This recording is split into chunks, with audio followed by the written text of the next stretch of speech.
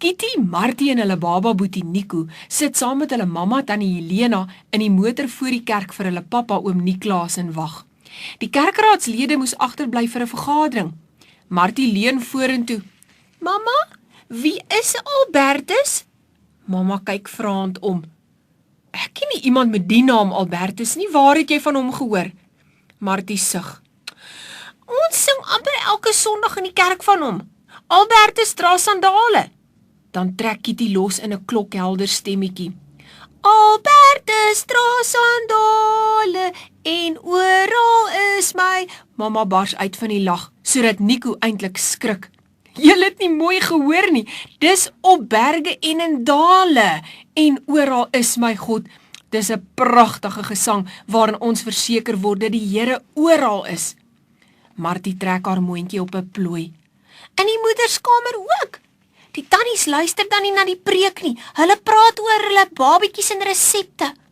Mamma sug diep. Ek het al gedink om vir pappa te sê dat hulle 'n bandopnemer daar moet stel. Dan kan die kerkraad hoor wat daar aangaan.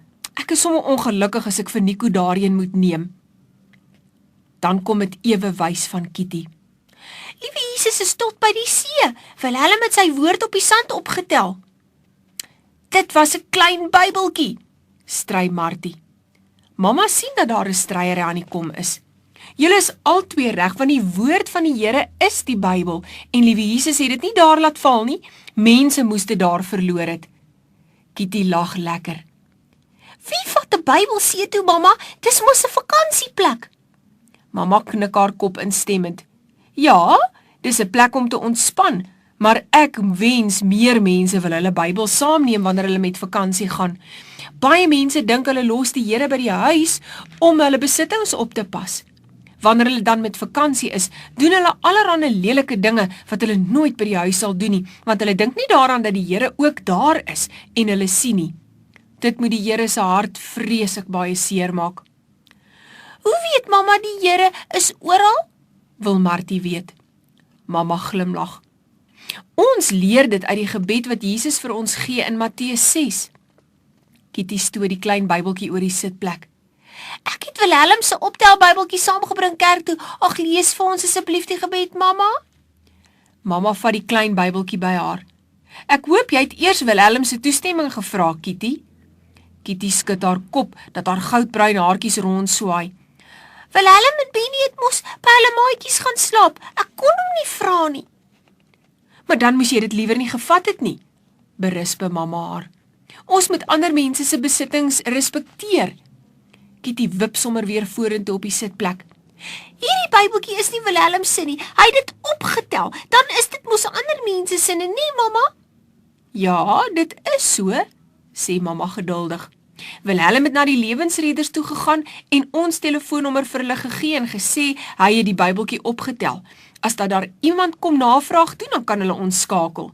Tot dan is dit Willem se verantwoordelikheid. Dit beteken hy moet dit oppas asof dit sy eie is. Martie gaan sit met haar ruggie styf teen die motorsitplek en sê met 'n pruilmondjie: Ek het nog nooit iets opgetel wat ek kan oppas nie. Nou is Kitty ook sommer ongelukkig. Ek ook nie. Willem kry altyd alles omdat hy die oudste is. Mamma sug diep. Ai tog, wat van jou, Nico? Praat sy met hulle baba boetie. Gaan jy ook nou kla met jy nog niks opgetel het nie? Kitty lag lekker. Nico kan nog nie eers loop of praat nie, mamma. Partymal dink ek dis die beste tyd in 'n mens se lewe, sê mamma terwyl sy oor sy wangetjie streel. Nico glimlag breed met sy tandlose mondjie. Kyk net, hy verstaan elke woord wat ons praat. Martie raak weer rusteloos. Mamma, lees nou vir ons uit die Bybeltjie van die gebed. Wat sê die Here is oral? Mamma blaai in die Bybeltjie. Hier is dit in Matteus 6 vers 9. Onse Vader wat in die hemel is, laat u naam geheilig word. Laat u koninkryk kom, laat u wil geskied, soos in die hemel, net so ook op die aarde. Gee ons vandag ons daaglikse brood, en vergeef ons skulde, soos ons ook ons skuldenaars vergewe. En lei ons nie in versoeking nie, maar verlos ons van die bose. want aan U behoort die koninkryk en die krag en die heerlikheid tot in ewigheid. Amen. Kitty kyk afwagtend na haar mamma. Dis net groot woorde wat ek nie verstaan nie. Ek ook nie. Beaam Martie. Julle het net nie geluister nie, sê mamma. Kitty dink. Ek het verstaan dat die Here ons Pappa in die hemel is en dat ons sy naam net mooi moet gebruik. Mamma glimlag. Toe sien jy, 'n mens moet net 'n bietjie dink. Martie wip vorentoe. Ek het gehoor die hemel en die aarde is dieselfde. Nee, dis nie heeltemal reg nie, verduidelik mamma. Ons vra dat die Here se wil sal geskied in die hemel en op die aarde. Hier is dit ook waar ons weet dat die Here oral is. Dis nie net op een plek in die hemel of op die aarde nie, dis oral. Die hele hemel en die hele aarde. Hoekom vra ons vir die Here brood as mamma dit dan self by die winkel gaan koop? Wil Kitty weet. Mamma kyk verras om. Jy kan al diep dink, my kind. Alles wat ons het en wat ons is, het ons van die Here gekry. Om die brood te gaan koop, het ons geld nodig. En om geld te kry, moet ons mos werk hê. En om te kan werk, moet ons gesond wees en dit alles is mos genade van die Here. Ek is nou honger, kla Martie. Ek is lus vir 'n broodjie. Mamma sug weer diep. Ai, die vergaderings. Pappa sal nou hier wees. En die skuldenaars, mamma? Wil Kitty weet. As iemand iets doen waarvan ons nie hou nie, moet ons hulle dit vergewe, sê mamma. Kitty se armpie skiet by mamma se kop verby, so opgewonde is sy. Daar kom pappa! Hoekom draai so baie komberse? Ons het mos genoeg komberse, mamma. Kyk, daar's ook nog 'n oom by hom wat ook nog goed dra. Pappa sluit die bagasiebak oop en pak die komberse en 'n kartonhouer met kruideniersware daarin. Hy bedank die oom en klim in die motor. Ag, julle is seker al moeg gewag. Die goed vir die minderbevoorregte mense moes nog uitgesorteer word. Kitty is nou baie nuuskierig. Wat is minder voorregte mense, pappa? Pappa glimlag vir haar. Dit is presies wat jy nou daar sê, Kitty. Dis mense, net soos ons, maar het deur omstandighede nie so baie voorregte soos ons nie. Die eerste pakkie wat ons gaan afgee is by baie oulike mense. Hulle sukkel nou omdat hulle enigste inkomste hulle mamma se is. Die pappa is in 'n motorkaping geskiet en sedertdien is hy verlam. Pappa hou voor die huis in die oprit stil en gaan gee 4 komberse en 'n houer met kruideniersware vir die tannie wat die deur oopmaak. 2 klein dogtertjies kom staan langs haar. Mamma vee traantjies af met 'n sneesdoekie. Julle moet nooit vergeet om vir Jesus dankie te sê vir ons voorregte nie. Dit kon ons gewees het. Die dogtertjies is omtrent net so groot soos julle. Nadat ons geëet het, kan ons deur ons klerekaste soek om vir hulle klerepakkies op te maak. Martie klap haar handjies. Jippie, dan gaan ek vir hulle my pink sweetpakkie gee. Dis al baie oud. Mamma skud haar kop. Nee, my kind, ons gaan kyk na julle beste kleertjies wat al 'n bietjie knap is. 'n Mens gee nooit jou ou klere wat jy self nie eers meer wil dra vir minder bevoorregte mense nie.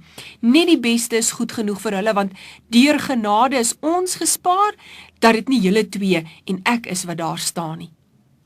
Pappa stap vinnig terug na die motor toe en klim agter die stuurwiel in. Hy druk sy hande voor sy oë.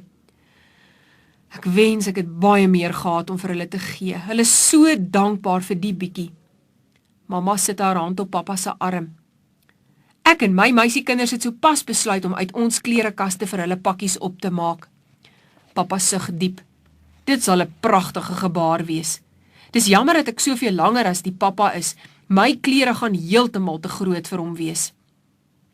Toe maar, troos mamma. Ek sal by die bure verneem en dan maak ons dit sommer 'n groot projek. Pappa lyk verlig. Dankie Helena, jy's 'n staatmaker. Veral truie, baadjies en komberse. Die winter is bitterkoud en die kinders het uit hulle klere van die vorige jaar gegroei. Willem en Benny se klere sal weer welkom wees by die ander mense waarvoor ons ook 'n pakkie moet aflewer. Toe pappa die seën van die Here vra voordat hulle middagete eet, buig Kitty en Martie hulle koppies laag en bid met dankbaarheid in hulle hartjies saam. Na ete word dit 'n groot avontuur om te ontdek hoeveel van hulle goeie kleertjies het heeltemal te klein geword. Julle twee groei soos paddastoele, terg mamma met 'n vonkel in haar oë. Hoekom groei ons soos paddastoele? Wil Martie weet. Dit is sampioene, nee mamma? Kom dit van Kitty. Het julle al gesien hoe vinnig groei die paddastoele op die gras na die reën? Dis seker die plant wat die vinnigste groei. Pappa kom lagend binne. Mamma, jy leer die kinders verkeerd. Sampioene is nie plante nie, dit is swamme. Nou lag mamma ook. Ek is te lief vir sampioene om daaraan te dink as swamme. Kom ons sê liewer dit is groente. Willem en Benny kom terug van hulle kuier en wil dadelik weet waarom die hele sitkamer vol klere lê. Ons stel ons seëninge, kom dit van Kitty. Ewe slim, fluit, hierdie storieetjie is uit. Baie dankie Tannie Rona Peens nogmaals vir nog 'n avontuur uit die klein Bybeltjie. Maatjies, vra vir pappa of mamma om in jou eie Bybel vir jou Matteus 6 vers 9 tot 13 te lees. Kom ons vou die handjies, dan bid ons saam. Baie dankie Here vir al u liefde en genade. Amen.